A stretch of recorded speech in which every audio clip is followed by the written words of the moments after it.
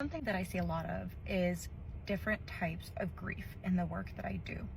And today I want to talk a bit more about grief of your child being different from what you remember following a brain injury, even though you are so happy they are alive. So a lot of families grapple with this really difficult post-brain injury presentation where your kid is very different now.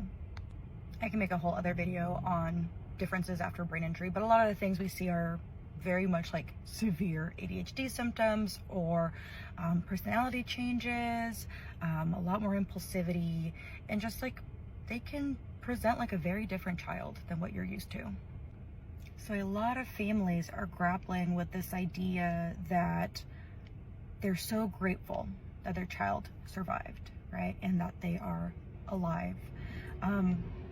With this feeling of grief that they lost the child they had before. That's something that you relate to. Know that it is very normal and that you might not even notice this until after you leave the hospital, because that's when a lot of these things tend to start to come up more noticeably. You're also not in fight or flight anymore, so you're able to really process what happened more than when you were in the hospital and just like trying to survive day to day. And there's definitely a lot of really great supports out there. Unfortunately, brain injury is quite common. There's different types of brain injury, and there are ways to support your own coping because you need to feel comfortable and confident in managing your own challenges to make sure you're best able to support your child.